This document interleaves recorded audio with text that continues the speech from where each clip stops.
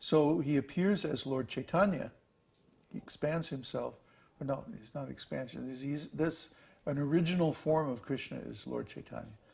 And he appears in this form, in the Kali Yuga, to taste this Mahabhava mood of conjugal love, devotional service in the mood and style of Srimati Radharani. So this is why the teachings of Lord Chaitanya are so high. And this is why the mood of Lord Chaitanya is so confidential. Almost nobody understands it. Various devotees around India, they have all kinds of rationalizations and wrong understandings of who Lord Chaitanya is. You know, to get the real story, you have to read Chaitanya Charitamrita. And in there you will find that Lord Chaitanya is Krishna in the mood of Radha. It says, Shri Krishna Chaitanya Radha Krishna Nahayanya. He is Radha and Krishna combined. He is Krishna on the inside, but Radha on the outside. That's why he has the golden color. That's the color of Radharani. So, can you fix that fire, please? So we follow Lord Chaitanya, not that we try to imitate Lord Chaitanya, but we follow his instructions. Because he is showing us how to please Krishna the most. He's showing us how to approach Krishna and serve him in the mood of Srimati Radharani, in the style and with the emotions of Srimati Radharani. This is very rare, very special. Yeah, that's better. I'm trying to stay warm here. It's like freezing. We want to approach Krishna in this same mood, because this is what pleases Krishna the most. You see? There's something which is called Prema Vilas. No, not Prema Vilas. What's that name of that book by Jagadananda? Prem Vivarta. Yeah, Prem Vivarta. Vivarta means the opposite. You see, there's a kind of love which is called counter love, which appears to be the opposite of love, because it's very crooked and there's all kinds of bickering and competition and intrigue, and it's very strange.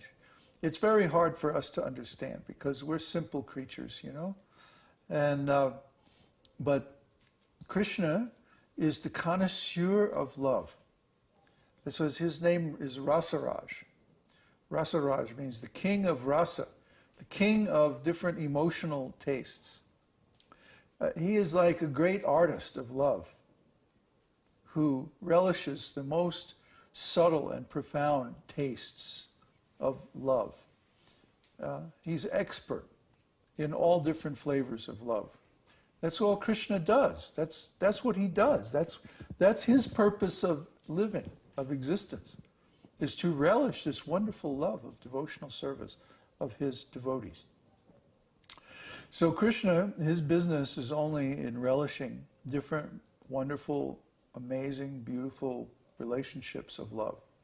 And Radharani's only business is coming up with newer and more exciting and more tasty variations of this loving propensity of Krishna, you see. So this is what's going on at Rādhā-kuṇḍa. This is why all the great devotees lived there, spent some time there, did their sadhana there. All the great devotees in our line, they spent some time there. One time I spent a month there while I was in Vrindavan. I got bored with the temple. And I just went on a day trip, actually, to Rādhā-kuṇḍa, and I didn't come back for a month. I found myself staying there in an āśram with Krishna Das Babaji, Prabhupada's godbrother, Krishna Das. And and they were so nicely situated in Rāgānūgā-bhakti. It was the first time I had ever seen this kind of worship. It was ecstatic, and it was really far out, you know. So I was chanting 64 rounds and just, you know, living like a Babaji. Just, I think did they give me a room, or was I sleeping outside? No, I think they gave me a room somewhere. Just a little, very, very simple room. I was just sleeping on the floor on a blanket, you know. And the weather was nice, so there was no problem with that. And going to the Kunda every day, bathing 2 or 3 times in Rādhā-kuṇḍa, that was just so ecstatic. I mean, you can't imagine. So these experiences are, you know, what helps to mature devotional service, because we get exposed to the advanced practitioners. You know, like right now, you know, it wouldn't be appropriate for me to act in, you know, a real Rāgānūgā mood, because you know, the devotees who are associating with me here, they're in the beginning stages, or the sadhana bhakti stage, where they have to follow regulative principles. So for me to get, you know, too far out wouldn't be good for them. So anyway, but if you go someplace where the majority of the devotees are in Rāgānūgā mood, then, you know, you're the only one who's like in Vaidhi Bhakti. That really turns your head around. It's like, whoa, wait a minute, what? Like when they, you know, when we offer food, we make a nice little plate, and we take it and just set it in front of the deities, and then bow down and say prayers and stuff like that.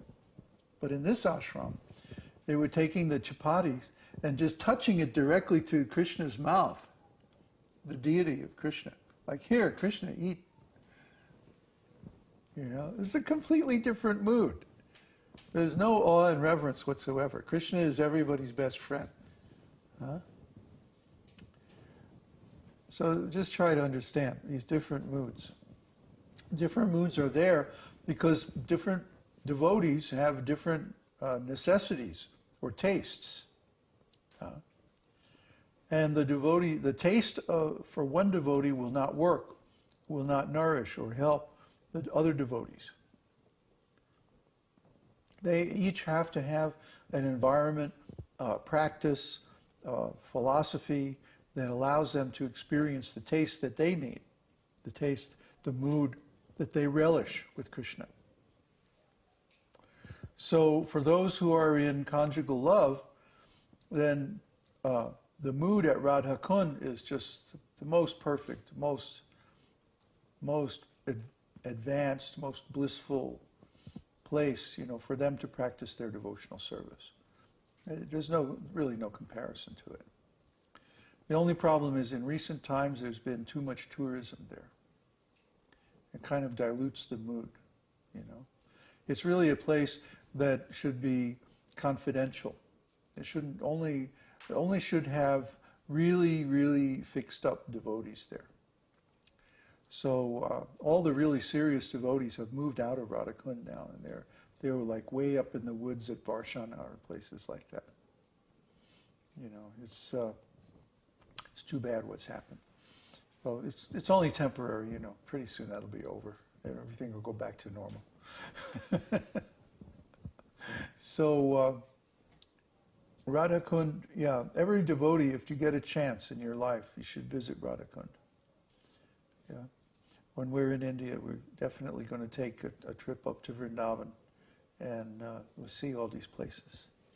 You know, sometime in the off season, not Kartik or not Janmāṣṭamī, or, you know, sometime in the off season.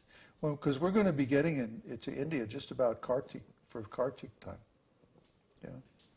So a lot of the temple towns get overwhelmed during Kartik, the Krishna temple towns anyway.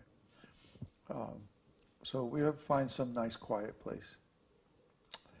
Anyway, I don't know what more I could say about Rādhā-kuṇḍa and what goes on there. Oh, yeah, he mentions Ashtakaliya Lila. Ashtakaliya means 8 divisions or 8 periods. So Krishna's pastimes every day, he has a regular daily schedule. His pastimes are divided up into 8 periods of the day. And they go around in a daily cycle. Krishna's every day is pretty much the same. He wakes up very early in the morning, like 3:30, 4 o'clock in the morning. And when he wakes up, he's with Radharani out in the forest. And then they go through some very, very intense pastimes of separation. And they race back to their